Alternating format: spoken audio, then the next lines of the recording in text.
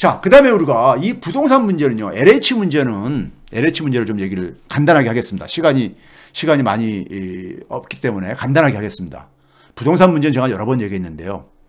부동산 폭등을 즐기는 사람들이 있습니다. 이게 부패 카르텔이. 여기엔 금융자본, 건설족, 정치인, 그 다음에 언론, 부패 언론, 이 카르텔이 있어요. 이게 일본도 그렇습니다. 일본의 자민당이 이 토건족들하고 유착관계가 일본의 자민당의 이 그 물주들은 이 토건족들이거든요. 예? 그 결과가 일본이 저렇게 망가진 겁니다. 대한민국도 지금 그러니까 우리가 부동산을 매개로 모피아, 금융자본, 언론, 건설족, 건설업을 그러니까 안 가지고 있는 재벌 없잖아요. 우리나라 재벌 기업들 중에 건설에서 없는 저기 재벌이 있습니까? 다들 있잖아요. 예? 그러다 보니까는 이 부동산 폭등을 즐기는 집단이 있고 구조가 만들어져 있어요. 예? 여기에 그러니까 항상 힘든 사람들은 무주택자, 보통 사람들, 특히 청년들이죠. 예? 자, LH 사태, 이거 기재부, 모피아 문제하고 검찰, 정치검찰 문제하고 똑같은 문제입니다. 똑같은 문제예요. LH 사태가 말해주는 건 뭐냐? 한마디로 얘기하면요. 공공자원을 사적으로 사유화시킨 거예요. 그렇잖아요. 개발 정보를 사적인 이익 추구에 사용한 거잖아요. 공공자원을 불법 남용하는 겁니다. 모피아들이 하는 짓이 뭡니까요? 예? 공직자들이 자기 사적인 이익에 국민이 준 권한을 남용하는 거잖아요. 금융자본의 이익을 대변하면서요. 그 결과로 많은 사람들 피해를 주는 거고요. 그렇죠? 정치검찰들이 국민이 준 권한, 검찰권을 가지고 정치검찰들이 그걸 사유화해가지고 그 검찰 조직을, 공조직을 사유화해가지고 자기들의 축제라든가 자기들의 권력 확장이라든가 이런 데 남용하고 있는 거잖아요. 똑같습니다. 똑같아요. 이게 과거 일제시대부터 길게 볼 때는 짧게 보더라도 소위 군부 독재 권력의 유산인들입니다. 대통령만 우리가 뽑는 걸 선출하는 것을 민주화시켰을 뿐이죠. 나머지는 그대로 이게 그러니까는 소위 독재 권력의 유산이 남아있는 거예요. 민주화라는 게 뭡니까? 민주주의라는 게요. 권한의 분산입니다. 그리고 권한을 투명하게 행사하게 하는. 예? 그게 안 돼 있기 때문에 이런 사태가 터지는 거예요. 근본적인 거는요. 자, 우리 기재부가 얼마나 막강한 권한을 갖고 있는지 제가 여러 번 보여드렸잖아요. LH가 갖고 있는 권한 봐보세요. LH가 갖고 있는 권한을 봐보세요. LH 사태는 터질 수밖에 없는 거예요. 이거는요. 구조상으로. 이명박 정부가 이렇게 괴물을 만들어놨잖아요. LH 한번 봐보세요.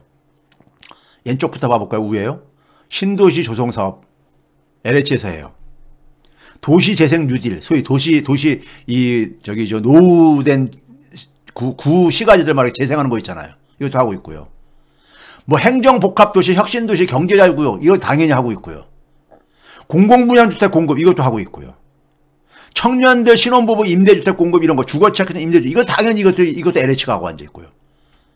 예? 토지은행도 하고 있고요. 금융도 그러니까 LH가 하고 앉아 있고요. 이거를 관장하는 부서가 어디냐? 국토교통부의 토지정책과입니다. 예? 기재부의 국제금융과 출신들이 금융위원회 가가지고 금융기관들을 금융기관 장들을 하고 앉았듯이요. 국토부 산하 그러니까 우리가 이 소위 기관이 한 70여 개 가깝게 있습니다. 거기 장들을 두고 한번 들여다보세요. 심심하시면요. 그러니까 토지를 취득해가지고 개발하고 비축 공급하는 거 이게 굉장히 중요한 거잖아요. 근데 도시를 개발하고 정비하는 거, 주택을 건설하고 공급하고 관리하는 거, 토지, 도시, 주택 이걸 다 갖고 있는 거예요. 이 권한을요. 그러니 당연히 여기서 취득한 정보를 가지고, 그리고 이것에 대해서 견제가 어떻게 되는지 아세요? 내부 통제. 스스로 자율적으로 안에서 하게 해놨어요. 우리 금융위기가 터졌을 때 금융위기가 터진 이유가 뭔지 아세요? 셀프 레귤레이션이라고 합니다. 자율 규제. 금융회사들이 뭘 요구하냐면요. 금융기관들이, 은행들이 스스로 그러니까 위험한 자산을 누가 취급하냐 이거예요. 예? 위험한 자산을 누가 취급하냐 이거예요. 그 자산이 위험한지 안 위험한지는 감독기관보다 자기들이 더 잘한다 이거예요. 그러니까 자기들을 자율적으로 그것을 규제하게 해달라. 이게 자율규제론이에요. 미국에서 그게 됐었죠. 근데 작동이 됩니까? 안 돼요.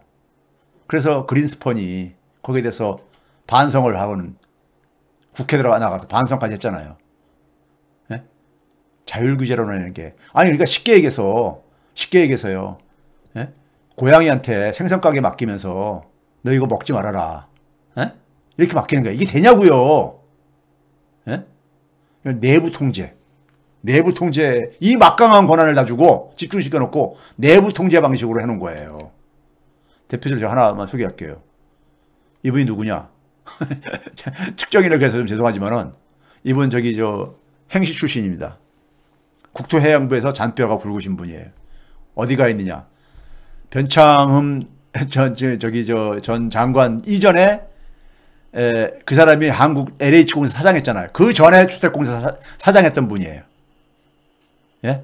2016년 박근혜 때부터 문재인 정부까지 한 3년간 했던 사람입니다. 예? LH 사장했던 사람이에요. 예? 이렇게 하고 있죠. 국토부 간부가 임명하고, 예?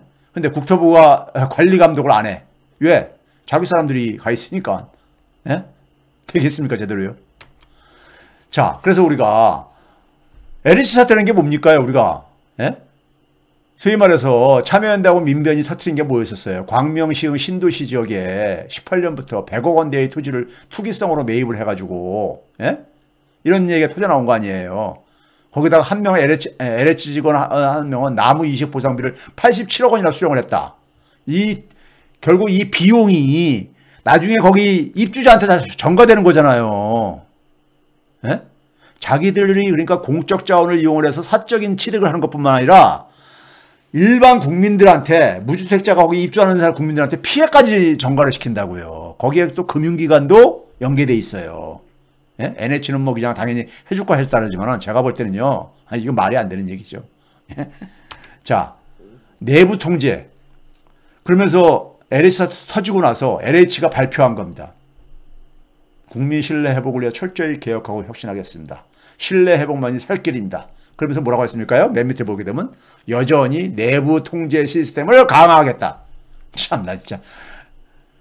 내부 통제 가지고 이게 되는 겁니까 이게요? 자기들이 알아서 잘하겠습니다. 이거야 그냥 반성하고. 예? 근데 준법윤리감시단을 만들겠다. 외부위원들 참여하겠다는데 그 외부위원들 누가 뽑는? 저도 정부기관 예부위원들 많이 해봤습니다. 그거 하게 되면요, 그 회의 같은 거 하게 되면은 자기들이 요구하는 걸 전달을 해요. 직간접적으로요. 그 외부위원들 자기들하고 마음이 잘 맞는 사람 갖다 붙이고요. 그래서 저는 잘 안 합니다. 네? 그런 거 저는 제 마음대로 해야 되는데 그런 거 가지고 갈등 빚기 싫어가지고요. 예? 그래가지고 내부 통제를 통해 가지고 미공개 내부 정보를 이용한 사적 이익 추구를 행위를 원천적으로 차단하겠다 이런 얘기를. 이게 무슨 황골탈퇴예요 이게요. 자율성이 없다는 걸 자기들이 스스로 그러니까 입증을 한 거예요. 자기들은 자율성이 없는 집단이라고요. 그러면은 자기들의 권한을 다 내놔야죠. 그게 맞는 말이죠.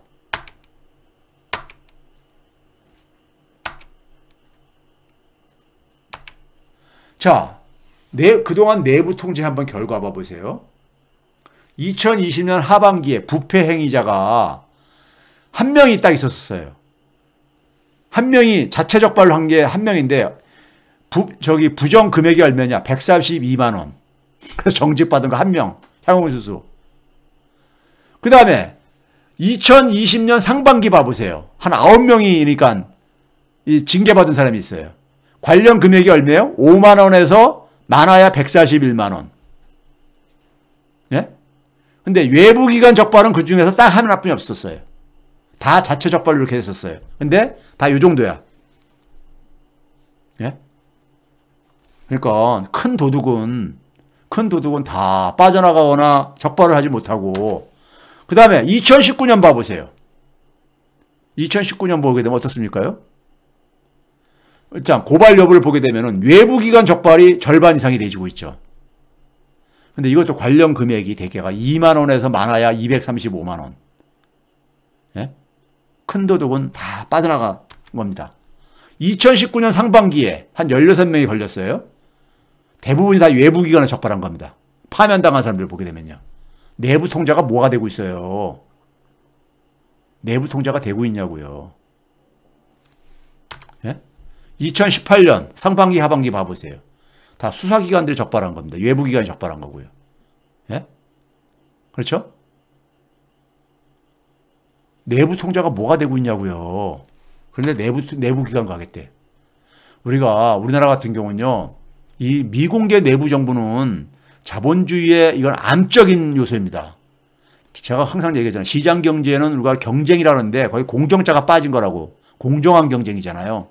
근데 모두가 그러니까 똑같은 조건에서 정보를 가지고 그러니까 경쟁을 해야지 그러니까 공정한 경쟁인 거잖아요.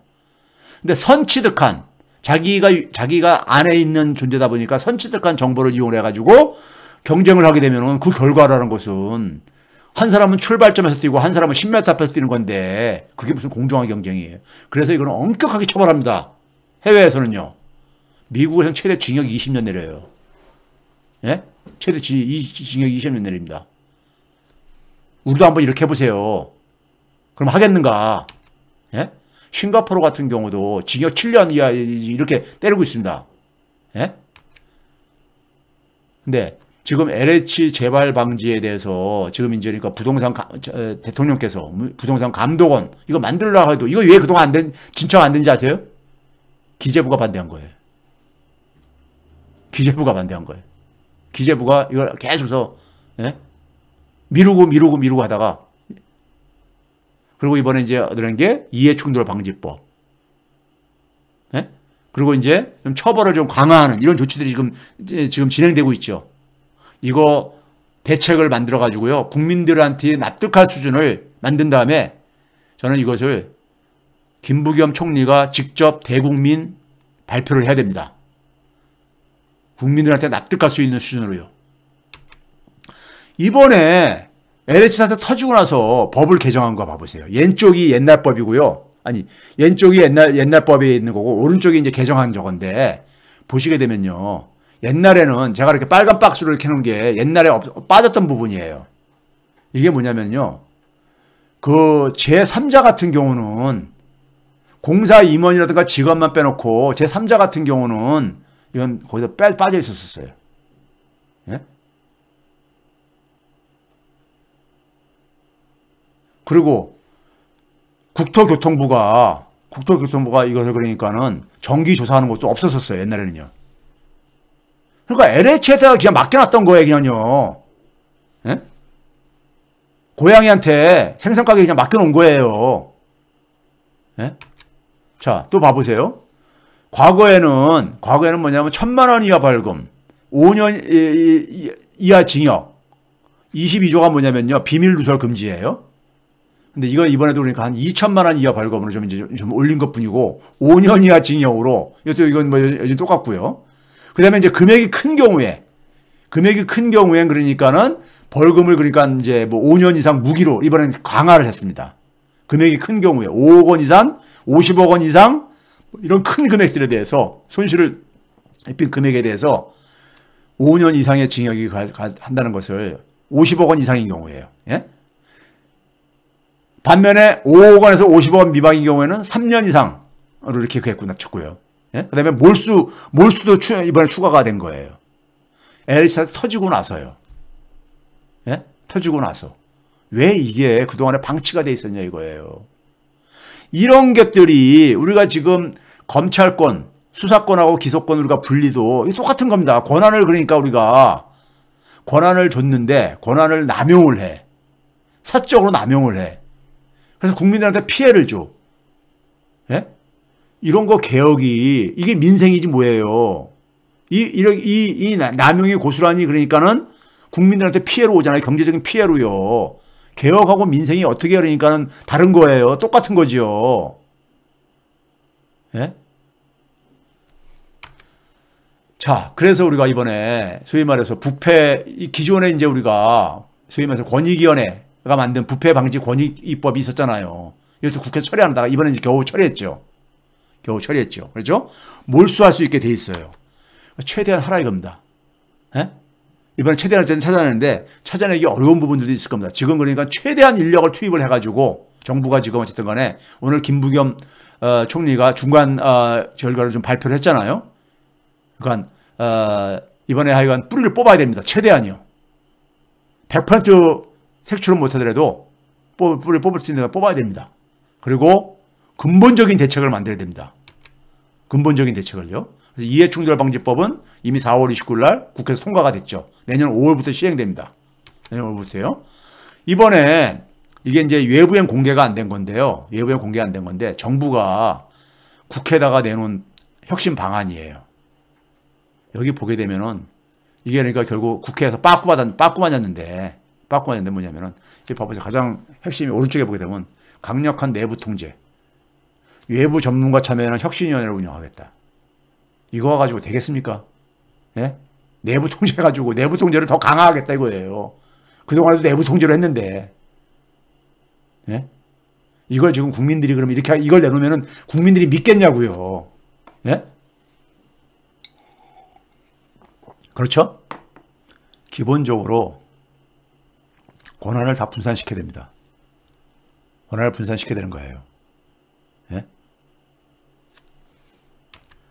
자, 그래서 우리가 그동안에 우리가 이렇게 많은 부동산 문제 가지고 국민들이 피해를 입은 이유가 왜 그런 겁니까? 제가 앞에서도 계속 그동안에 얘기를 했죠.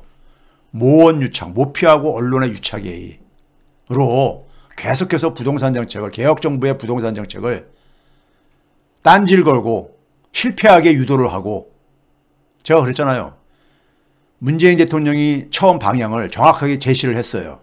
불로소득 용납 안 하는 거, 그러니까 투기를 제거하는 거. 그건 바로 뭐겠습니까요? 과세 강화죠. 불로소득에 대한 세금 강화죠. 그리고 주택을 마련하기 힘든 사람들에 대해서 편안하게 주거 조건에 대해서 걱정할 수 없고 비용 부담 없게 장기 공공임대를, 질 좋은 공공임대를 대규모로 짓는 거. 이거 두 개를 했는데 전자는 그러니까 하는 척 했었고 후자는 딴청을 부렸죠. 민간임대 주택 활성화 사업이라면서요. 거기에 금융위원회가 지원을 해주고 민간임대사업 투기 열심히 하라고. 그렇죠? 그렇게 해가지고 결국은 부동산 시장 안정하는데, 정상화하는데 실패했죠. 민심 위반됐죠. 선거 참패했죠. 그 다음에 어떻게 나옵니까? 부자 감세로 이어지고 있죠. 이게 모피아들의 기술이 들어가는 겁니다. 아까 얘기했었던 예산을 가지고 경제에 무능하는 거랑 똑같잖아요. 방식이요. 예? 그걸 그 다음에 뭐냐면 언론이 받아서 치고, 예? 그래서 개혁정부의 저거를 좌절시키고, 예? 좌절시키입니다. 근데 부패 세력이 집권하면요. 부패 세력들은 같이 서로 짝짝꿍이 잘 맞기 때문에 공격받을 일도 없어요. 스스로 알아서 그렇게 하고 있으니까요. 예? 그래서 지금 차기 정부에서 가장 해야 될 일은 뭐냐면요. 우리가 부동산 정책이든 부동산 적폐든 검찰 언론 적폐든 간에요. 이거 제2민주화 차원에서 접근해야 됩니다. 제2민주화 운동 차원에서요. 즉 뭐냐면은 권한을, 그러니까 국민이 부여해준 권한을 국민이 다 회수를 해야 돼요. 권한을 분산시키고 이 권한을 투명하게 만들어야 되고, 예? 자, 제가 그랬잖아요. 기재부 한번 봐보세요. 기재부의 이 권한입니다. 중장기 국가 발전 전략. 이걸 왜 기재부가 해요? 이런 거 기재부에 사는 나라 대한민국뿐이 없어요. 경제 재정 정책 수립. 이거는 뭐 기재부서가 아니라 이해를 해요. 중장기 국가 발전 전략은요. 청와대에서 청와대에서 해야 되는 거죠. 미국도 백악관에서 하는 거고요. 예? 각 정권들이. 그렇죠? 그리고 각종 권한 다 갖고 있어요. 예산, 기금, 심지어 화폐, 그러니까 이 중앙은행 통제하는 거죠. 외환 다 갖고 있어요. 산하에 국세청도 갖고 있고 관세청도 갖고 있고 조달청도 갖고 있고 통계청도 갖고 있고, 예? 다 갖고 있어요. 예? 그래서 예산과 기금 편성권을 대통령 직속으로 저는 돌려놔야 된다. 국가재정위원회라든가 혹은 국가전략위원회를 설치해가지고 그걸로 돌려놔야 된다. 예? 분산시켜야 됩니다. 관료들이 이거를 가지고 힘을 발휘해요. 예산 편성권을 갖고 있으니까 이게 엄청난 힘이에요. 돈을 나눠주는 거기 때문에. 예? 이거 회수해야 됩니다. 중장기 국가 발전 전략도 이것도 없애버리고 회수해야 되고요. 예? 회수해야 되는 거예요. 정상화 시켜야 되는 거예요. 정상화 시키는 거예요. 미국이나 일본처럼요. 예? 선진국가처럼.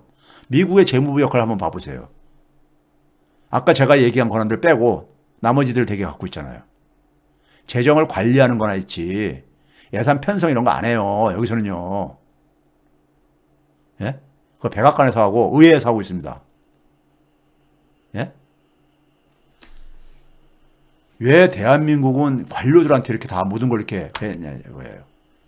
자, 그런 점에서 우리가 지금 상당히 지금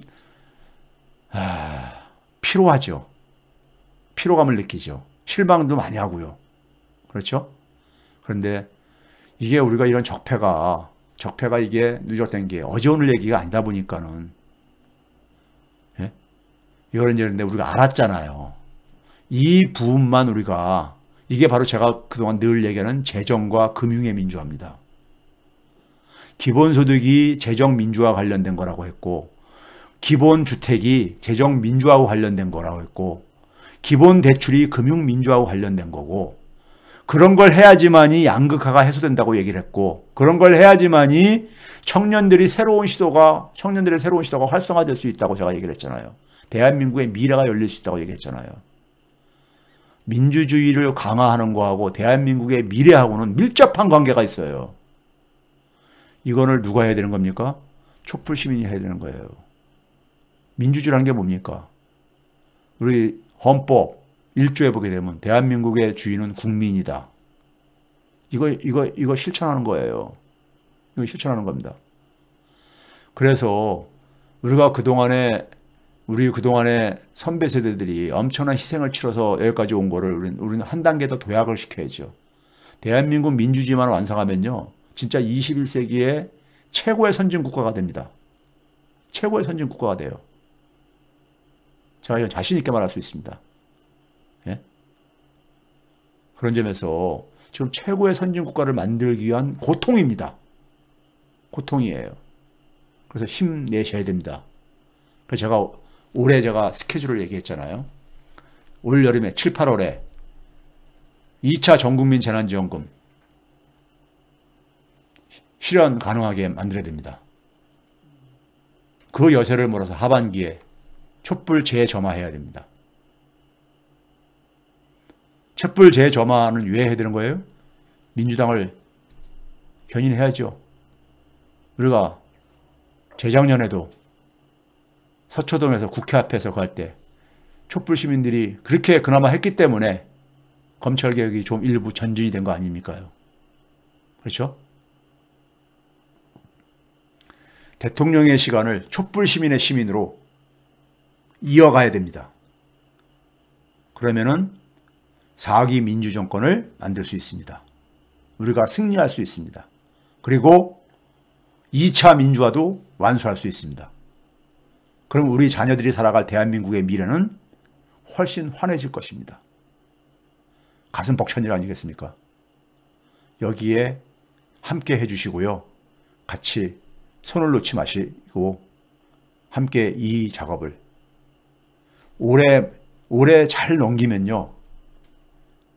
그래서 우리가 올해 지금 이제 우리가 11월 달이면은 차기 주자도 지금 이제 우리가 선정이 되잖아요. 그렇죠? 차기 주자 중화와 촛불 시민이 같이 힘을 모아서 2차 민주화 운동을 완수해야 되는 겁니다. 그래서 우리가 차기 정부 때는 진짜 세계 어디다 내놔도 자랑스러운 이런 대한민국을 만들어서 우리 자녀들한테 물려줬으면 합니다. 저는 여러분과 끝까지 함께 할 거고요. 올 하반기에는 다시 거리에서 다시 뵐 수 있었으면 좋겠습니다. 오늘 여기까지 하겠습니다. 감사합니다.